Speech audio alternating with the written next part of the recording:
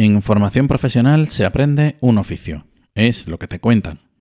Es lo que te cuentan los que lo saben desde fuera de la formación profesional. Desconozco cómo es ahora, pero sí sé cómo era antes.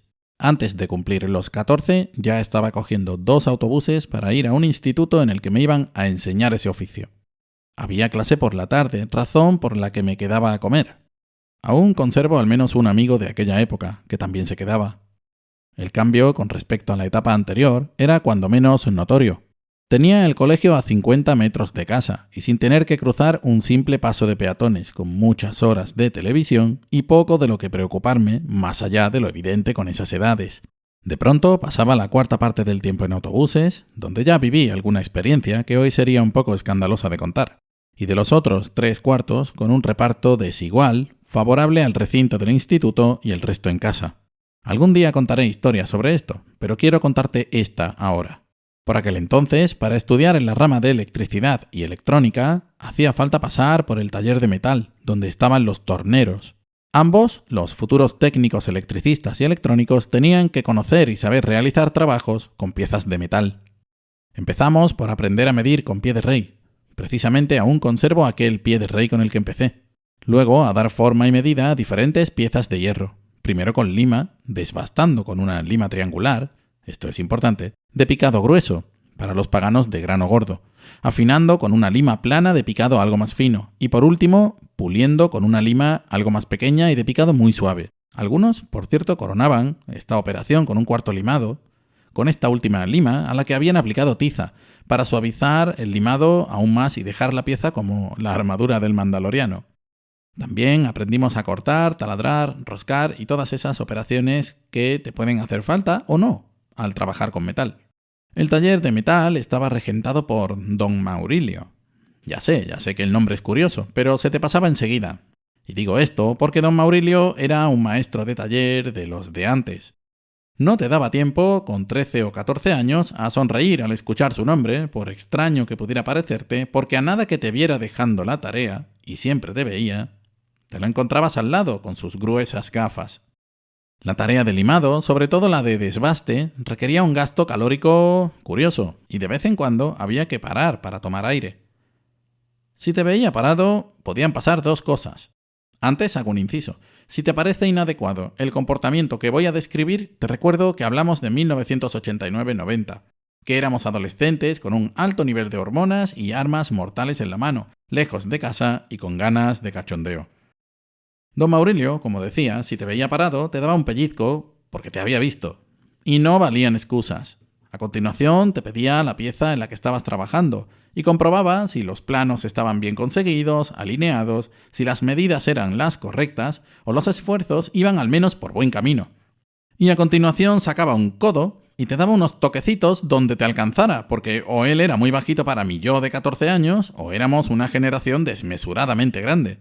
Pero algunas palabras cruzamos, a la altura del estómago más o menos. A ver, no dolía, pero molestaba en el amor propio.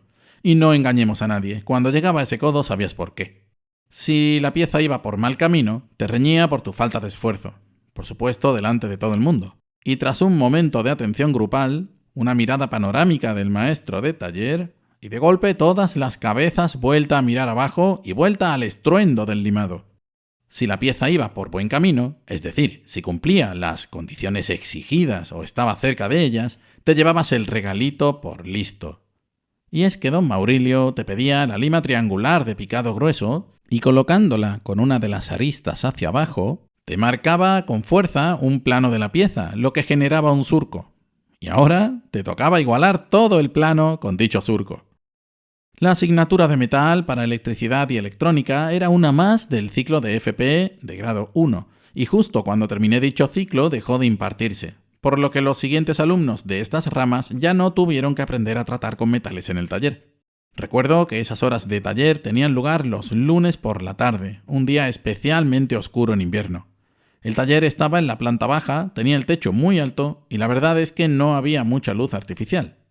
Para consultar los croquis había una mesa con un flexo y para las mediciones usábamos la luz del ventanal, que daba al patio interior del instituto. Eso fue antes de la reforma. Luego aquello cambió de manera extraordinaria, pareciendo más un parking o un taller de coches por la normativa de iluminación, señalización y los colores en paredes y suelo. Puede que esta historia te resulte incómoda, ofensiva, irritante incluso. Puede que empatices con los chavales aquellos y te sientas impotente ante tal autoridad. Pero recuerda que todos sabíamos que en el taller don Maurilio era quien mandaba.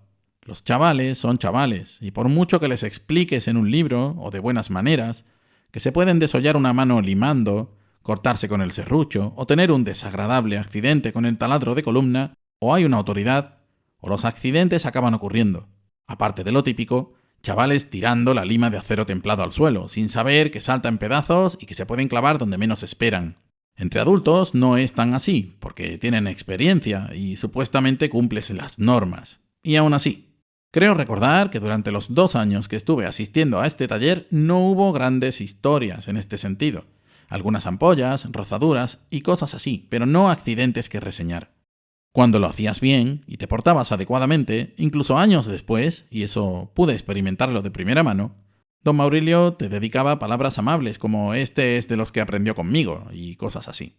Y te aseguro que aprendimos a colocar los pies, a aplicar la fuerza, a taladrar, a roscar, a medir, a limar, pero sobre todo a comportarnos en un lugar de trabajo. Luego la vida da muchas vueltas y todo lo que aprendas resulta poco. ¿No sabes? De verdad que no lo sabes. ¿Cómo he agradecido aquellos conocimientos? Y en parte la vehemencia de este maestro de taller a la hora de respetar el puesto de trabajo y la tarea.